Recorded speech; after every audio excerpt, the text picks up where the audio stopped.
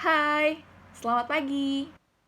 Ya, ada pepatah mengatakan bahwasanya tak kenal maka tak sayang. Oleh sebab itu, yuk kenalan sama aku dulu.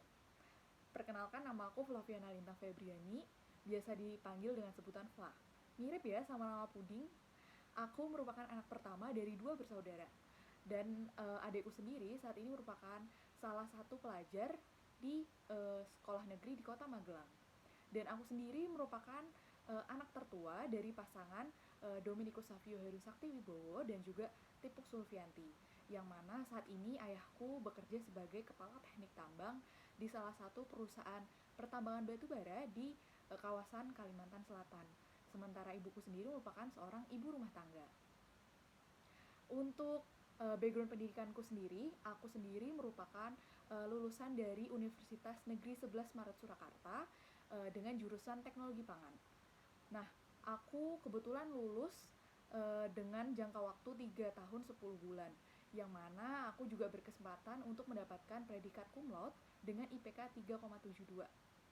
Menurut aku itu merupakan suatu yang lumayan bisa membanggakan sih. Aku sendiri juga nggak mau jadi seorang mahasiswa yang kupu-kupu alias kuliah pulang kuliah pulang. Jadi aku cukup aktif mengikuti berbagai organisasi dan juga kepanitiaan selama aku kuliah. Salah satunya aku mengikuti Himpunan Mahasiswa Teknologi Pangan, yang mana aku menjadi staf pembinaan dan kaderisasi. Kemudian aku juga sempat bergabung dengan KMK Fakultas Pertanian UNS, dan aku juga bergabung bersama OMK Santo Mikael Panca Arga Magelang, yang mana aku nggak mau nih cuman mengikuti organisasi di dalam kampus, tapi juga harus di luar kampus. Aku juga cukup aktif mengikuti berbagai kepanitiaan. Salah satunya aku pernah menjadi kakak pembimbing pada saat PKKMB Universitas 11 Maret Surakarta. Kemudian aku juga pernah menjadi salah satu panitia dalam ospek jurusan. Kemudian aku juga pernah menjadi salah satu kepala bendahara pada saat program pengakraban antar angkatan. Selain dari pengalaman organisasi, aku juga punya beberapa pengalaman di dunia kerja. Salah satunya aku pernah menjadi owner salah satu kafe di Kota Magelang yang berdiri selama kurang lebih 4 tahun. Nah, selama menjadi owner, aku memiliki karyawan kurang lebih sebanyak 6 orang. Nah, pada saat aku menjadi owner, aku memiliki tugas dan tanggung jawab. Yang pertama, aku merancang menu.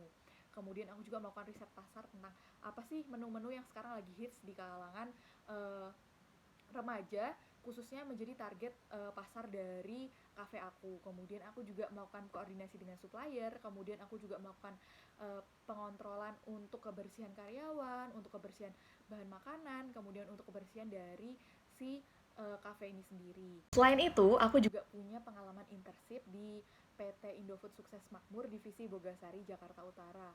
Nah, di PT Indofood Sukses Makmur Divisi Bogasari Jakarta Utara ini, aku berperan sebagai staf produksi selama kurang lebih 1 bulan.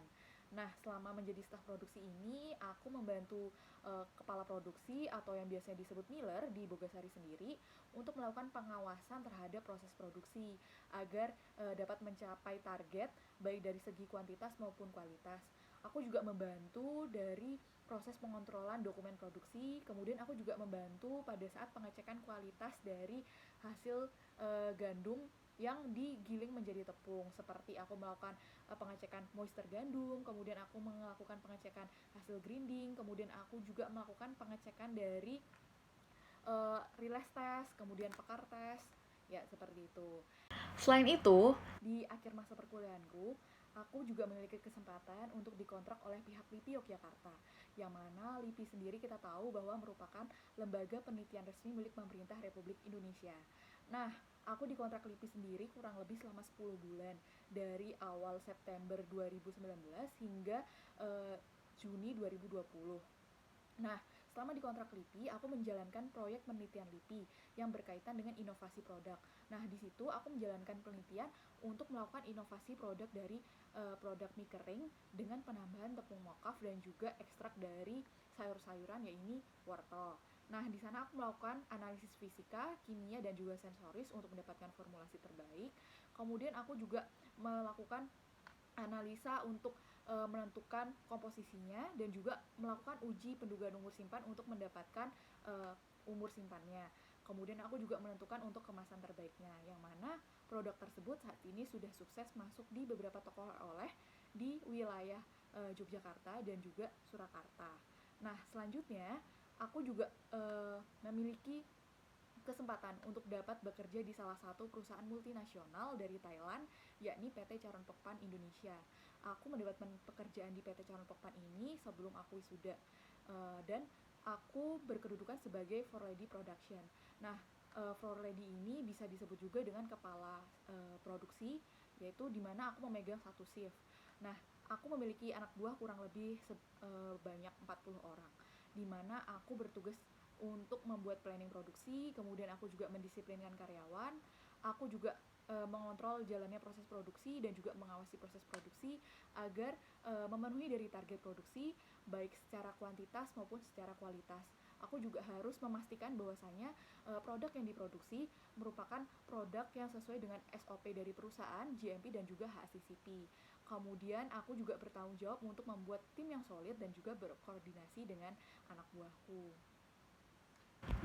Untuk pencapaian terbesarku sendiri, aku merasakan bangga ketika aku bisa lulus dari UNS dan mendapatkan gelar sarjana serta mendapatkan predikat cum laude. Mungkin bagi sebagian orang itu hal yang biasa ya, tapi menurut aku itu merupakan sesuatu yang membanggakan. Terlebih aku bisa mendapatkan pekerjaan sebelum aku wisuda, jadi aku nggak sempat merasakan yang namanya nganggur. Menurut aku itu merupakan suatu kebanggaan bagiku, tapi tetap aja aku sadari bahwasanya IPK yang tinggi itu tidak akan berarti apabila aku tidak dapat mengaplikasikan ilmuku di dunia pekerjaan. Apalagi selama aku menentukan untuk masuk ke ilmu dan teknologi pangan ini, aku ingin untuk mendedikasikan diriku di dunia pangan Indonesia. Ya, sebagai manusia yang memiliki roda kehidupan, tentu saja kita pasti pernah berada di atas, kita juga pernah berada di bawah. Jadi yang namanya kegagalan itu pasti tidak bisa dihindari oleh kita manusia. Oleh sebab itu, kegagalan pasti pernah saya alami. Contoh kegagalan yang saya alami adalah ketika saya gagal masuk dan bergabung di salah satu sekolah tinggi di Indonesia, yang mana saya mengalami kegagalan sebanyak 2 kali. Di situ saya menyadari kenapa saya gagal adalah karena saya berjuang tidak dengan sungguh-sungguh. Saya terjun, tapi saya tidak dengan sungguh-sungguh. Ibarat kata, saya masuk ke dalam kali, saya sudah di tengah-tengah, tapi saya balik. Jadi saya tidak meneruskan perjalanan saya. Oleh sebab itu, dari kegagalan itu, saya belajar untuk tidak menjadi manusia yang abu-abu. Kalau putih, ya udah putih. Kalau hitam, ya udah hitam. Jangan menjadi manusia yang setengah-setengah. Kalau kamu memutuskan untuk berjuang, berjuanglah. Jangan setengah-setengah. Keluarkan semua kemampuan yang kamu bisa supaya kamu mendapatkan hasil sesuai dengan yang kamu ekspektasikan. Ya, sebagai manusia, kita pasti selalu punya target. Setiap hari kita pasti punya target untuk kedepannya, untuk menjadi orang yang menjadi pribadi yang jauh lebih baik lagi. Sementara itu, untuk target saya 5 tahun ke depan adalah saya ingin menjadi pegawai tetap di perusahaan di mana saya bekerja. Dan dalam jangka waktu 5 tahun, saya ingin berusaha untuk mencapai posisi yang jauh lebih tinggi daripada apa yang saya dapatkan.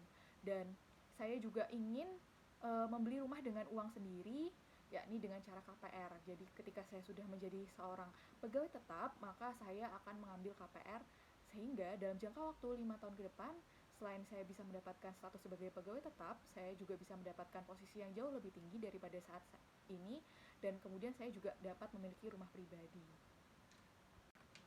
Mengapa saya tertarik bergabung bersama manajemen trainee PT Forisa Nusa Persada? Yang pertama adalah karena PT Forisa Nusa Persada sendiri merupakan salah satu perusahaan pangan besar di Indonesia yang mana produknya pasti diketahui dari Sabang sampai Merauke Indonesia.